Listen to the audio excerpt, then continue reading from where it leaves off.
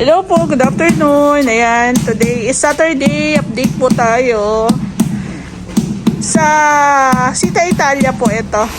Ayan, so ang gusto rin ni ma'am sa renovation namin dito sa unit niya is meron tayong tiles dito. Hanggang dito lang para malinis lang siyang tingnan. Tapos dito po baka po mag-flooring kami. So 40 by 40 po yan. Si ma'am po ang pumili. Ang ganda rin, di ba? Ito po parang nagkakaroon na siya ng idea kung ano yung ikukulay niya dito sa exterior wall ng kanyang unit. Ayan. So parang mapupunta to sa brown. Di ba? May touch ng brown.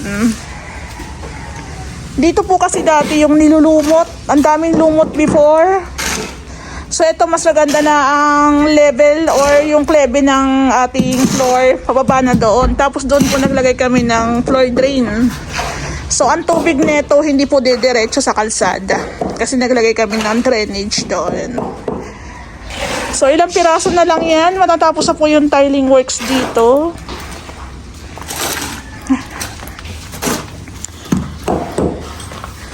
So dito sa kitchen, natapos na rin yung pag-i-install ng tiles. So pasensya na may mga gamit.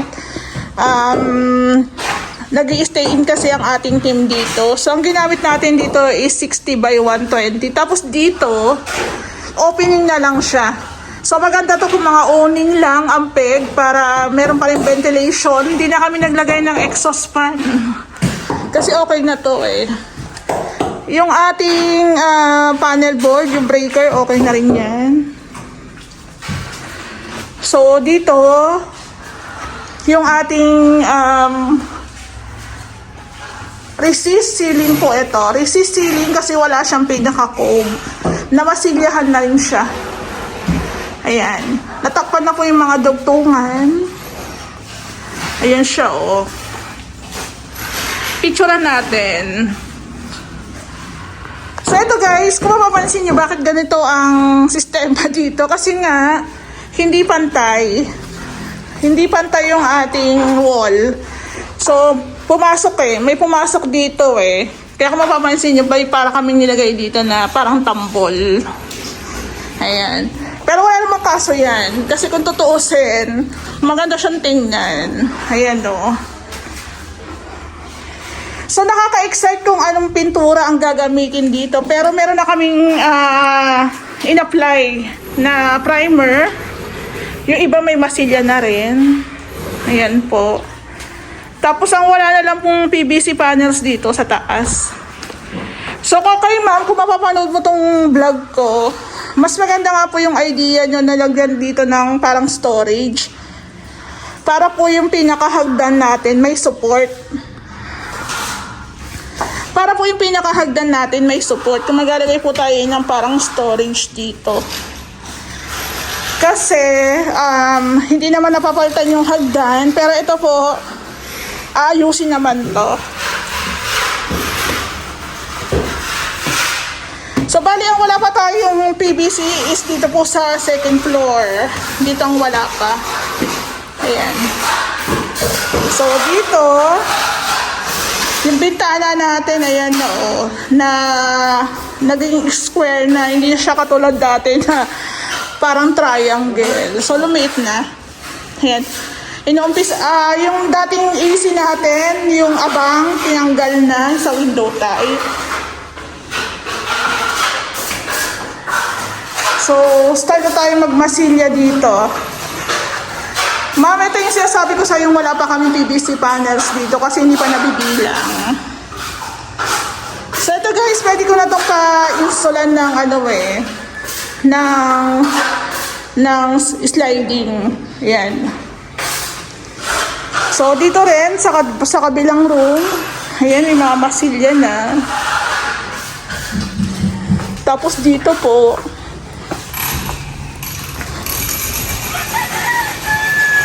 ayan. So, mas maganda na siyang tignan. Tignan din na ng design, no? O, diba? So, pati po yung roofing, i-repaint, i-waterproofing muna, then i-repaint. Tapos dito naglagay tayo ng spandrel. Yan, metal spandrel. So, dito tapos na yung ating tiling works. So, konti-konti nang gumaganda, in fairness. So, yung ibang mga materyales, nandito.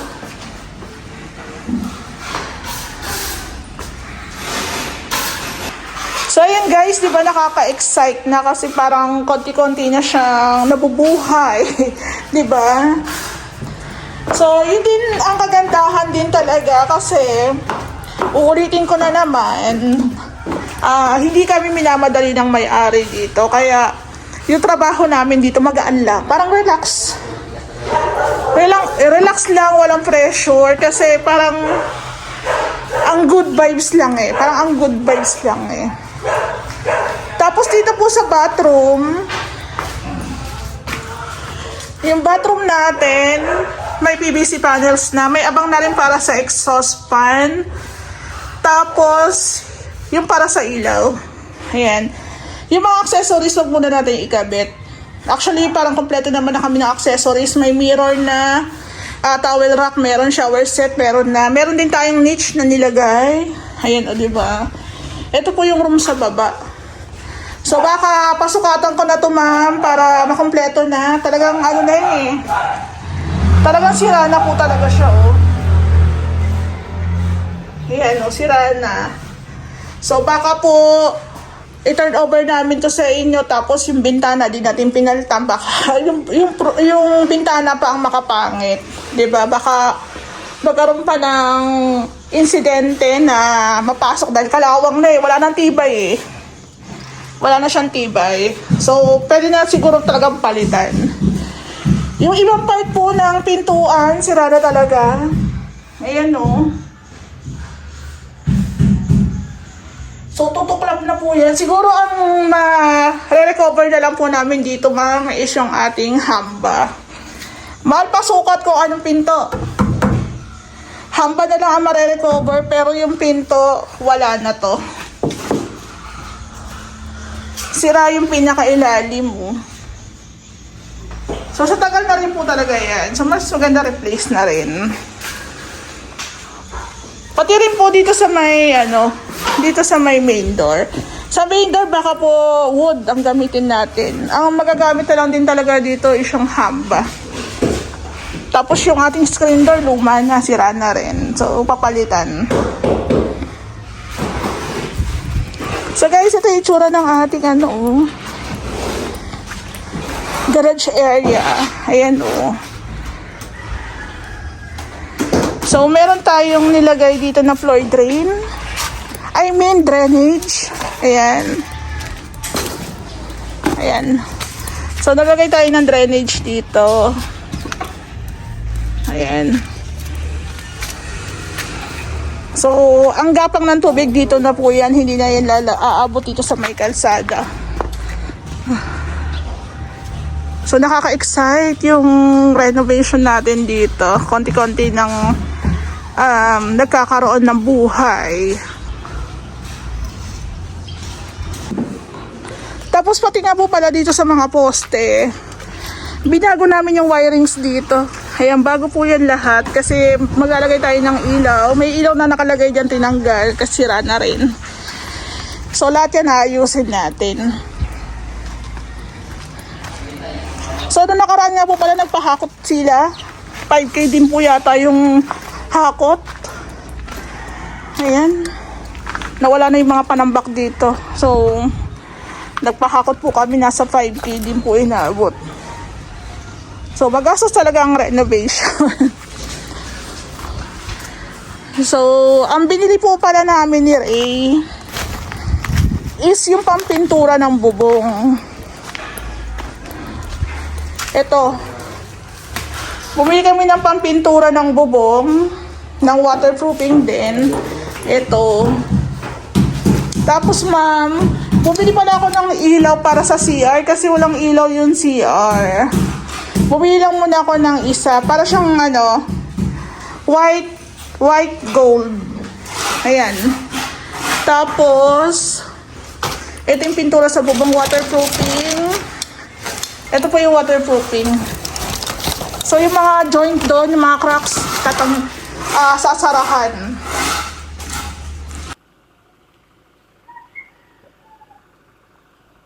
Hello po, magandang hapon. Ayan, update po tayo. Picture muna. Ayan. So, yung Sita Italia po natin na project, continue na natin to.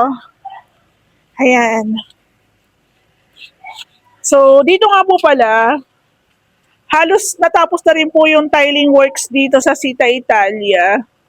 So, mostly sa gagawin po dito is pintura. Pintura na lang. Pintura na may kasamang pag-i-install po ng mga accessories, papalitan yung mga pinto, yung mga bintana, papalitan, papasukatan. So, dito po sa may garage area, ito po siya, naka-tiles. Naka-tiles yan. So, ang nandito po is yung ating pintor.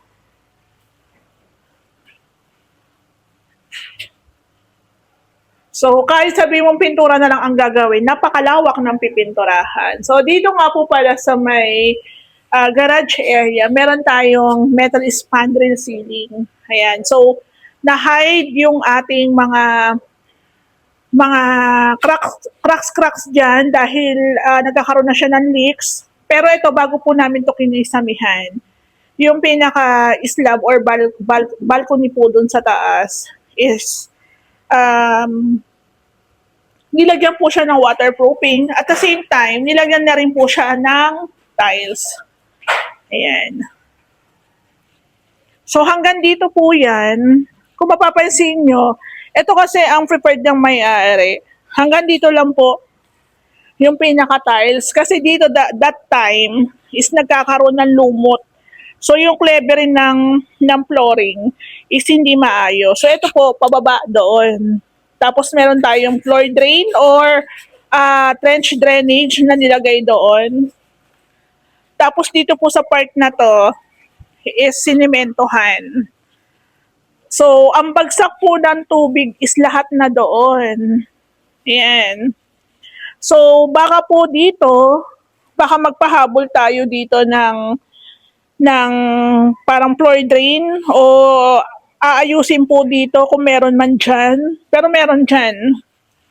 Tapos dito sa likod na part, so yung mga graba na yan, magagamit pa natin yan dito. Ayan, magagamit pa yan. Yung paglalagay po ng metal, ng ating metal spandrel, hindi siya natuloy gawa ng na-delay yung deliver, tapos yung ibang part lang po muna ang nalagyan. Ayan. Ayos naman. Ayos naman siya. Ayan. So, mas maganda, naka-metal spandrel. So, bali, yung part na lang po dito sa may likod, sa may gilid. Ito po, sisimentohan pa yan. So, hanggang doon sa may harap, may konti tayong semento, tapos meron tayong iiwan doon na parang mga lupa lang para doon na lang din po ang space nila pag magtanim. So, i-check po natin yung loob. So, ito pong pinaka-wall, sariling wall ni ma'am. Lalagyan niya ng papahira ng ng plexiband. Tapos, pipinturahan din siya. Same lang din dito. So kung mapapansin nyo, parang sinugatan, ginasgasan para kumapit yung ating plexiband. So, dalagyan ng plexiband yan. So, dito sa loob, continue yung pagmamasilya. Tapos, ito na nga po pala yung lababo ni ma'am. Ito. So, tapos naman na din halos yung tiling works dito. Talagang pag-i-install na lang mga accessories. Then, baka magpahabol din si ma'am dito sa may hagdan ng storage. So, let's see. Yung lababo ni ma'am, gagawan pa namin doon ng cabinets. Ayan. Tapos, binago rin po yung wirings. So, ayan na siya.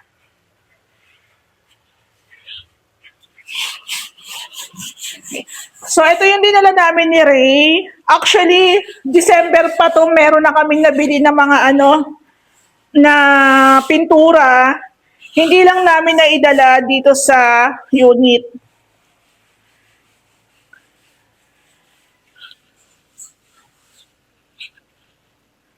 Etong dalawang green, sa loob to, baba taas. Etong dalawa. Tapos ito, i-check ko to kasi kulay to sa labas eh. Dalawa kulay sa labas eh. I-check ko na lang.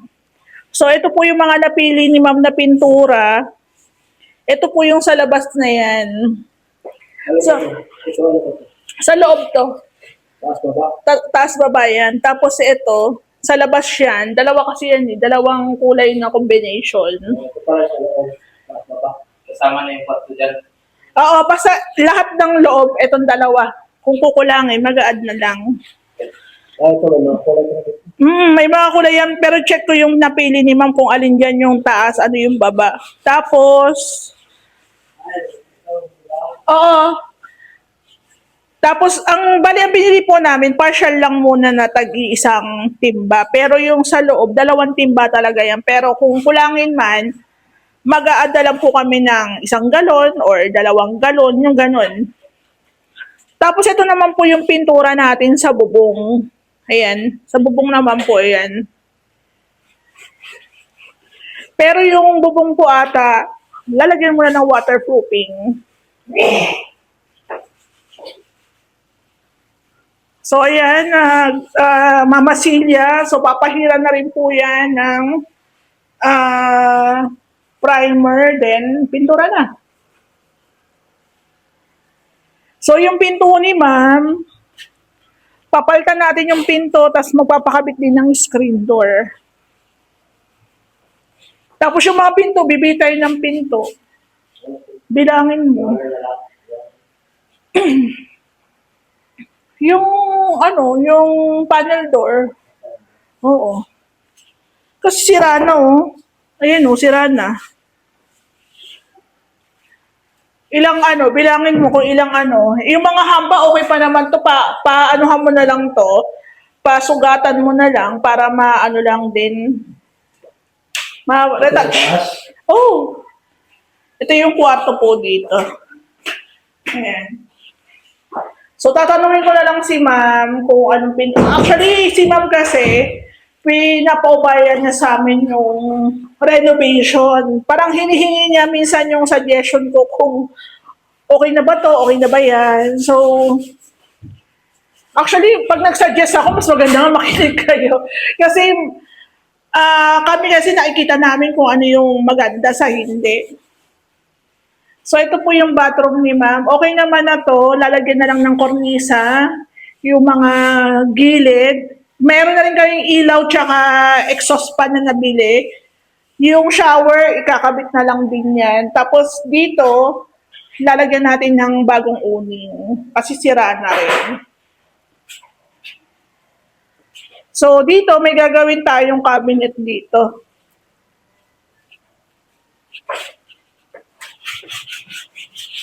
So, nag-add din po kami ng skim coat dahil kulang na. Wala na, ubos na. So, dito sa taas, tapos na rin yung pagtatile. Sayang, recap lang tayo. Yung bintana, naliitan na rin yan. So, susukatan na lang. Tapos dito, o-order po kami ng PVC panels. Ayan, PVC panels dito. So, mas maganda na siya naliitan. So, ito yung kwarto dito. Tatanungin ko si ma'am. Bilangin mo kung ilan yung pinto. Eto, pwede pa ba to? Pwede pa ba itong i-retouch? Parang solid yan, no? Pwede pa yan. Yung mga dyan, yung mga lumobo na, umangat na. Bilangin mo kung ilan para sa susunod, makabili na tayo. Tapos guys, ito yung sinasabi ko sa inyo. Dito sa may balcony, naka-tiles na po siya. Tapos yung floor drain, ayun no. So yung roofing, isa rin po yun sa pipinturahan at aayusin. So konti na lang naman din halos ang gagawin.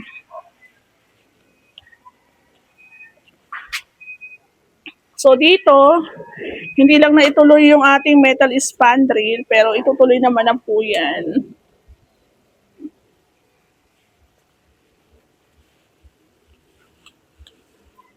Sa susunod, pwede tayong magpasukat ng ano eh. Sama na natin si tatay.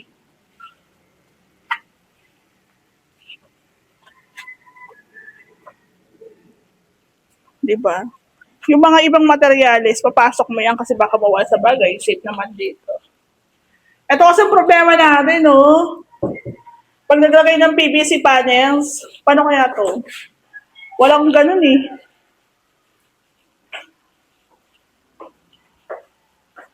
Ito yung PVC dito, PVC panels, 58 pieces dito. Ano to?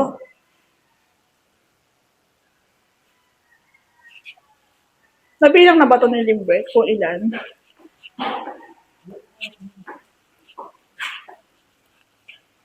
So ayan, papalitan na lang ang ating mga